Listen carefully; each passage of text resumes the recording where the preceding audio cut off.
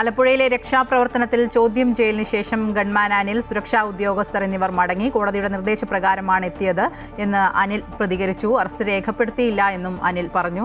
അജയുണ്ട് കൂടുതൽ വിവരങ്ങളുമായി. അജയ്, ചോദ്യം ചെയ്യലിന് ഗൺമാന്മാരും മറ്റു സുരക്ഷാ ഉദ്യോഗസ്ഥരും എത്തിയിരിക്കുന്നു. അവർ തിരിച്ചു പോവുകയും ചെയ്തു. ഈ ചോദ്യം ചെയ്യൽ നാളെയും തുടരുമല്ലോ അല്ലേ? പ്രധാനമായും എന്തൊക്കെയായിരിക്കാം ചോദിച്ചറിഞ്ഞത്? തീർച്ചയായും ഇന്ന് 6 ദിവസത്തെ ചോദ്യം ചെയ്യൽ അവസാനിച്ചു. രാവിലെ 10 മണിയോടുകൂടി ആരംഭിച്ച ചോദ്യം ചെയ്യൽ വൈകുന്നേരം 4:30 വരെ നീണ്ടു എന്നുള്ളതാണ്. പ്രധാനമായും ഈ കേസിന് ആസ്പദമായിട്ടുള്ള തെളിവുകൾ കണ്ടെത്തുക എന്നുള്ള ഏറ്റവും പ്രധാനപ്പെട്ട ലക്ഷ്യമാണ് SITയുടെ ഭാഗത്തുനിന്നുള്ളത്. പ്രത്യേക ചോദ്യാവലി തയ്യാറാക്കിയാണ് SIT ഇന്ന് ഈ 5 പേരെയും ചോദ്യം ചെയ്തത്. അതിൽ ഗൺമാൻ അനിൽ കല്ലിയൂർ ഉൾപ്പെടെ 5 ഉദ്യോഗസ്ഥരാണുള്ളത്. ഗൺമാനുണ്ട്, മറ്റ് സുരക്ഷാ ഉദ്യോഗസ്ഥർ ഉൾപ്പെടെ 5 പേരെയും ഇന്ന് ചോദ്യം ചെയ്തു. സമഗ്രമായ രീതിയിലുള്ള ചോദ്യം ചെയ്യലാണ് ഉണ്ടായിരുന്നത്. നാളെയും ഈ ചോദ്യം ചെയ്യൽ തുടരും എന്നുള്ളതാണ്. നാളെയും 10 മണി മുതൽ 4 മണി വരെ നാളെയും ചോദ്യം ചെയ്യൽ ഉണ്ടാവുക. ഈ കേസുമായി ബന്ധപ്പെട്ട് കൂടുതൽ പ്രതികരിക്കുവാൻ അനിൽ കല്ലിയൂർ തയ്യാറായില്ല എന്നുള്ളതാണ്. അതായത് ചോദ്യങ്ങൾക്ക് കൃത്യമായിട്ടുള്ള മറുപടി നൽകിയിട്ടുണ്ട്. ഇന്ന് പ്രധാനമായും SIT ചോദിച്ചതെന്ന് നാം മനസ്സിലാക്കുന്നത് ഈ ഇവരെ മർദ്ദിക്കാൻ ഉപയോഗിച്ചിരുന്ന ആയുധം, അതായത് ആ വടിയുമായി ബന്ധപ്പെട്ടുള്ള കാര്യങ്ങളാണ്. ആ വടിയുമായി ബന്ധപ്പെട്ട എവിടെ നിന്നാണ് വടി ലഭിച്ചത്, എവിടെയാണ് അത് ഒളിപ്പിച്ചത് എന്നടക്കമുള്ള കാര്യങ്ങളെ സംബന്ധിച്ച് ചോദ്യങ്ങൾ ചോദിച്ചിട്ടുണ്ട് എന്നാണ് മനസ്സിലാക്കുന്നത്.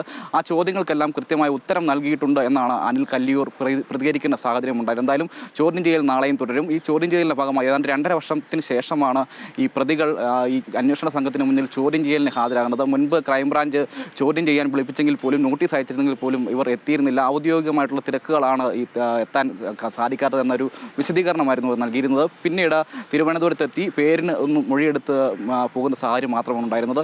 ഇപ്പോഴാണ് ഈ പ്രതികളെ നേരിട്ട് ചോദ്യം ചെയ്യലിനായി ഈ അന്വേഷണ സംഘത്തിന് നേരിട്ട് ഹാജരാകുന്ന സാഹചര്യമുള്ളത്. അതുകൊണ്ട് തന്നെ ഈ കേസുമായി ബന്ധപ്പെട്ട് കൂടുതൽ തെളിവുകൾ കണ്ടെത്തുക എന്നുള്ള ഏറ്റവും വലിയ ഒരു ലക്ഷ്യമാണ് ഈ അന്വേഷണ സംഘത്തിന് മുന്നിലുള്ളത്. ഒപ്പം തന്നെ ഈ കേസിൽ ആവശ്യമായ തെളിവുകളില്ല, മതിയായ തെളിവുകളില്ല എന്ന ആക്ഷേപം കോടതിയും ഉന്നയിച്ചിരുന്നു. അതുകൊണ്ട് തന്നെ തെളിവുകൾ കണ്ടെത്തുക, തെളിവുകൾ ആ തരത്തിലേക്ക് ചോദ്യം ചെയ്യലിൻ്റെ ഭാഗമായി തെളിവുകൾ ഉണ്ടാക്കുക എന്നുള്ളതാണ് ഈ SIT ഉദ്ദേശിക്കുന്നത്. ഒപ്പം തന്നെ ഉന്നത ഉദ്യോഗസ്ഥരുടെ ഒരു പങ്ക്, ആ പങ്കിനെ സംബന്ധിച്ചും കൃത്യമായിട്ടുള്ള ചോദ്യം ചെയ്യൽ ഉണ്ടാവും, വരും ദിവസങ്ങളിൽ ഉണ്ടാവും എന്നാണ് മനസ്സിലാക്കുന്നത്. എന്തായാലും ഇന്ന് ഈ പ്രതികളെ അറസ്റ്റ് രേഖപ്പെടുത്തുന്ന സാഹചര്യം ഉണ്ടായിട്ടില്ല. നാളെ ഒരുപക്ഷെ അറസ്റ്റ് രേഖപ്പെടുത്തിയേക്കാം. അങ്ങനെ അറസ്റ്റ് രേഖപ്പെടുത്തുന്ന ഘട്ടമുണ്ടെങ്കിൽ പോലും അവർക്ക് ജാമ്യം നൽകി വിട്ടയക്കണം. അതായത് 1 ലക്ഷം രൂപ, ഒപ്പം 2 ആൾ ജാമ്യം നൽകി വിട്ടയക്കണം എന്നാണ് കോടതിയുടെ നിർദ്ദേശമുള്ളത്.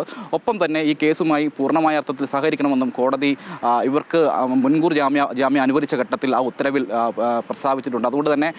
അതുകൊണ്ട് തന്നെയാണ് ഈ അന്വേഷണവുമായി സഹകരിക്കാൻ എത്തിയതെന്നാണ് അനിൽ കല്ലിയൂർ പ്രതികരിച്ചത്. എന്തായാലും ചോദ്യം ചെയ്യൽ നാളെയും തുടരും. നാളെയും 10 മുതൽ 4 മണി വരെയായിരിക്കും ചോദ്യം ചെയ്യുക. കൂടുതൽ ഈ കേസുമായി ബന്ധപ്പെട്ടിട്ടുള്ള